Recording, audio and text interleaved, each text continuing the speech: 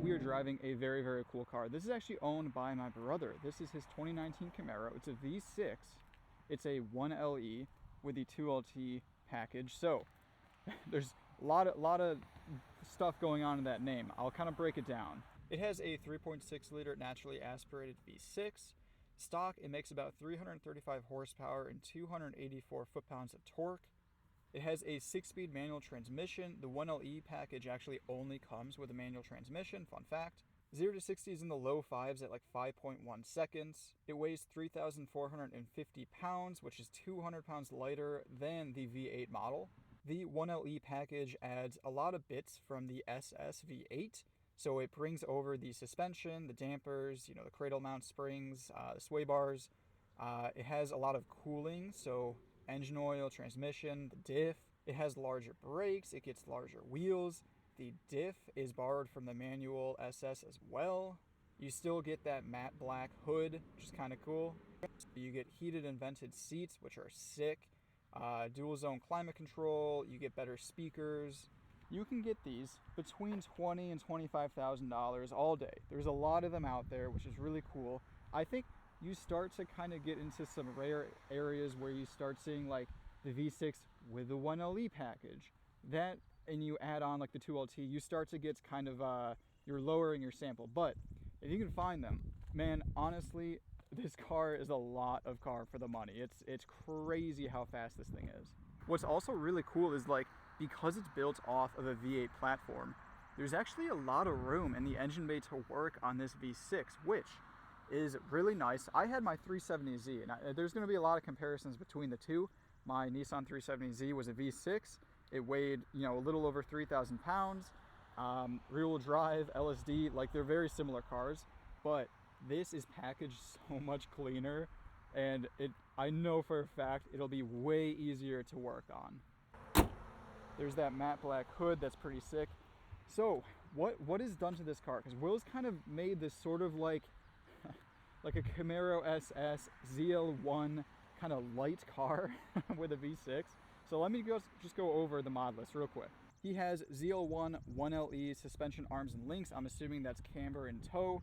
He's got the ZL1 Front Brakes, which these things are massive. Like, I'll put my hand up next to it. Like, it is huge. The rotors are massive. Like, this thing, I guarantee it. I haven't actually slammed on the brakes yet, but this thing probably is going to put me through the tiny windshield up there. Like, these are huge. It also has ZL1 sway bars. It has Apex Arc 8 wheels. These are 19 by 11, 11-inch wide wheels. It has 285, 35, 19 square, so front and rear are the same size. Bridgestone Potenza RE71 RZs. These apparently absolutely rip on track, and I believe it. It has an engine tune from Trifecta, and other than that, it does bring over the Camaro SS differential. So that is a 3.73 to 1. Makes it a little bit shorter. Honestly, yeah, the car kind of rips. It's a really, really fun car. It does also have a clutch, and I will get into that later. That is a bit of a contention with this car, will agree. But yeah, let's just walk around it. I think it's kind of funny because the trunk opening is so small, but the trunk itself actually has a lot of room. So like, if you have items that you can kind of fit in this opening, then you can fit a lot in this car. The rear seats are sort of for like decoration almost. You could definitely fit people back there, and I sat there actually on the way to a movie theater. It's very, very tight and very claustrophobic. My head hits the ceiling. I wouldn't recommend really bringing a lot of people in the back seat, but if you need it, it's there. Will also brought in these OEM Recaros. They were plug and play, so again, you get heated, vented seats. They are very, very bolstered. They're nice, they're comfy. He has a lot of suede Alcantara things. He's got the shift boot, the shifter, the ZL1 steering wheel. I also love this blue color. Looks really, really good in my opinion. It's nice and deep. Let's just go take it for a drive.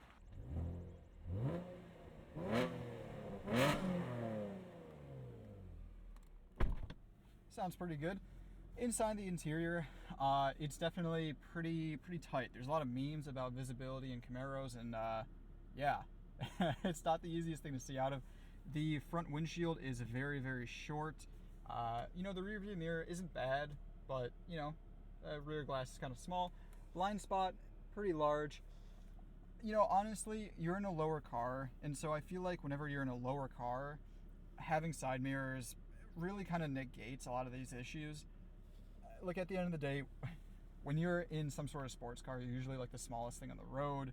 You typically see other cars before they see you. So to me, visibility isn't a huge concern.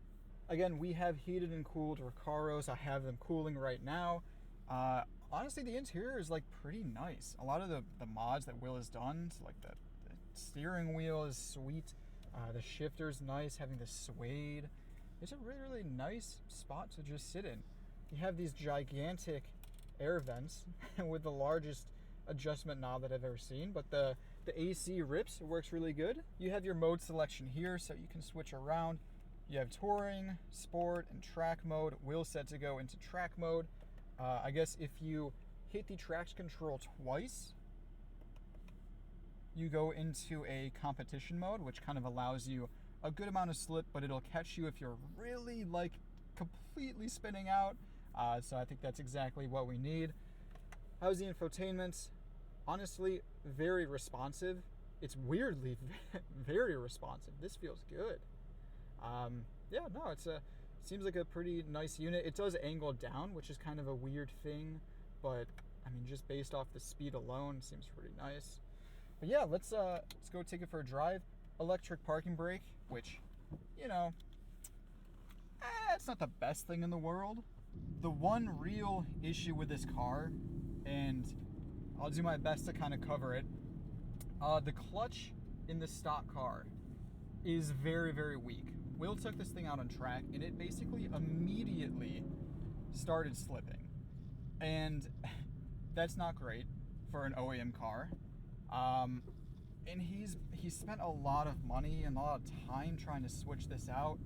He eventually did drop the transmission and put in the Spec clutch, which that also is slipping.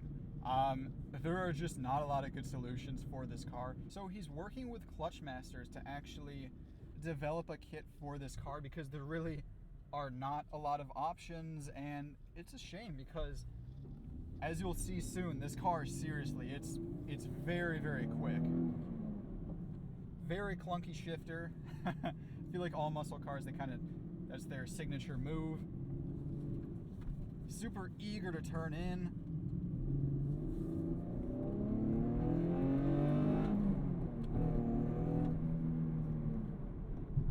And it's pretty loud inside. For a stock exhaust, like, it's pretty loud. Once you're at speed, it's soft. I mean, really, truly, like, it's a comfortable car. There's not a crazy amount done to this, right? So it's just got a bunch of ZL1 parts, including the brakes, you know, the diff, the sway bars. Like, it's got a lot of just upgraded OEM parts, and it doesn't beat you up, which is great. It's a nice car to drive just every day. The clutch takes some getting used to, for sure. Again, this is Spec clutch, and it's still not doing what it's supposed to, so it is slipping.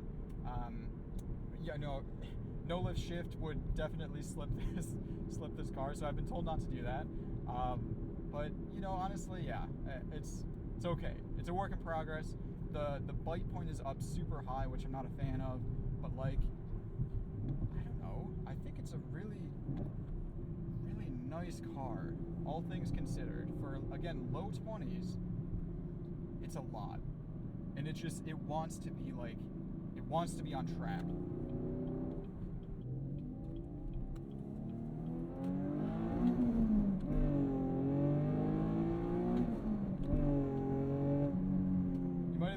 A little bit of slipping there, but regardless, the car rips. Like, the power band is really, really good. It reminds me, and I'm going to mention this again, it reminds me a lot of my 370Z. Similar cars.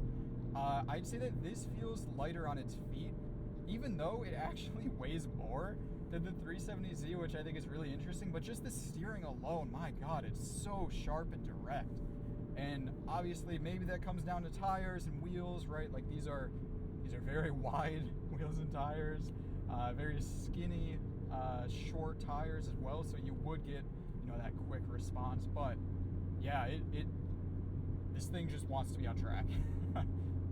Even though this is a ZL1 steering wheel, you do have the rev match buttons, but they actually don't do anything because this car does not come with rev matching. So that's, you know, that's kind of, I wish it did, but hey, you get to just row your own gears. It is what it is. Fuel economy is also pretty solid. Will typically gets on the highway, it's like high 20s.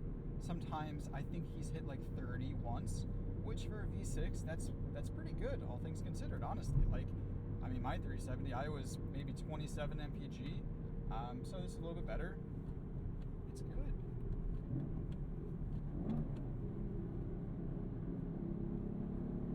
And we will never ever hit the limits of this car on the street. Brakes are fantastic. I mean, it's not,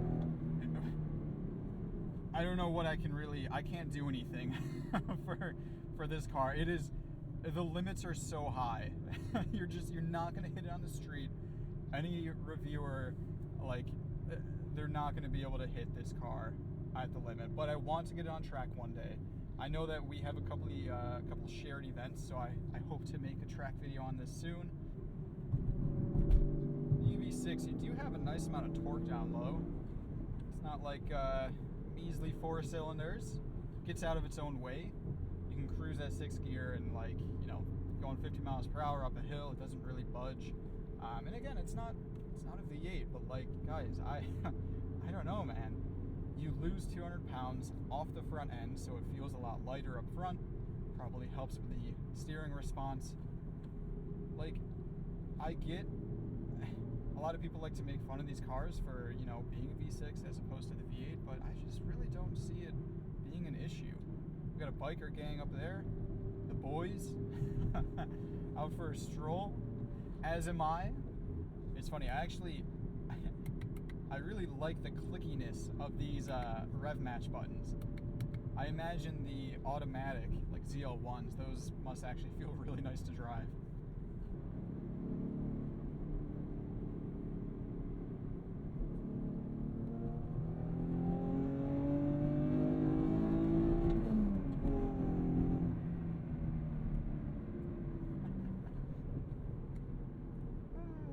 I love the sound too. It sounds really good for, again, a stock car. It's nice. I personally like the sound of V6s. I think they sound very interesting. They typically get pretty loud. Like, it's, you know, to make a 4-cylinder loud, some of them are easy, some of them are difficult. V8s, they're all loud. Like, you just do a muffler delete, they're like ear shattering. V6 is kind of a nice in between. You can kind of have, you know, loudness at watt, and I feel like typically they're pretty subtle at idle. At least, you know, that's been my experience with nearly every single V6 that I've driven. So yeah, good sounding car. Again, good seating position. You're nice and low. It's a good setup. And again, like, low 20s all day. And sure, I don't know what to do about the clutch. It's gonna be the one issue. But other than that, it's very, very good. Another thing that Will wanted me to mention was that this is actually tuned for 87 octane. Like, that's sick. I mean, gas right now, it's like $6 a gallon for 93 octane. And if all you're doing is, like, daily driving this and, you know, you're going for a road trip, you're just gonna be on the highway burning fuel, dude, put 87 octane in and you're gonna save a lot of money. It's gonna feel better. Like, that's actually very, very nice. It's good that, you know, it's tuned for 87 from the factory. A lot of performance cars, they'll be tuned for 89 or 91, and that's just kind of, it's not that big of a deal, but it's definitely a pro to be tuned on 87 octane.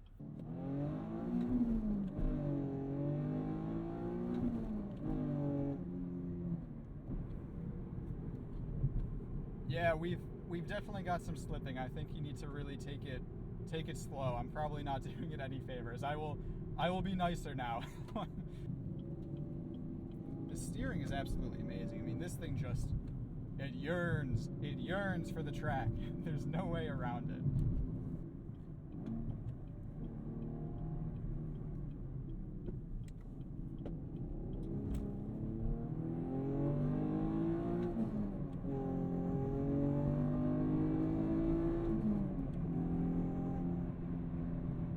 guys, this is a ripper.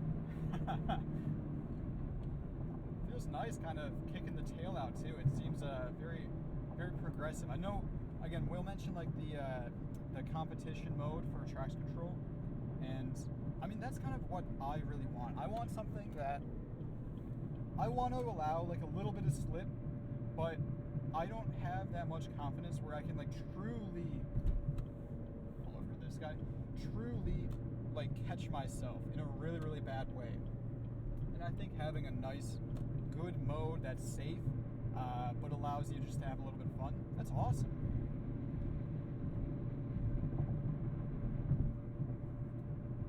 On the highway, it's pretty tame. There's no drone. Suspension's nice. Steering is like pretty nice on center. It doesn't really steer too much. A lot of times when you have aggressive alignments, it kind of wants to shoot you one way or another. It's very darty. This is pretty easy. Like again, guys, I really like this car.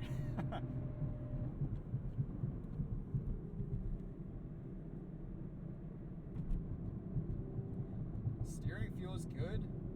It weights up pretty nicely when you got some load on the suspension. You really feel it kind of in the steering wheel itself. It communicates decently.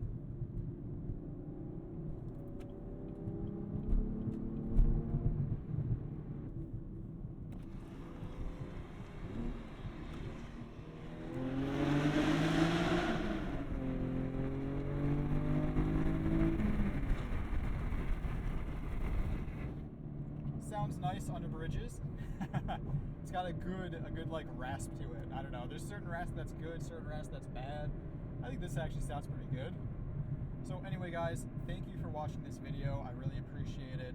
I have a lot of fun driving any and all cars. So if you live in the Metro Detroit area, I would love to film your car, whatever it is. Literally, I'll take anything. Thank you again. Have a good one.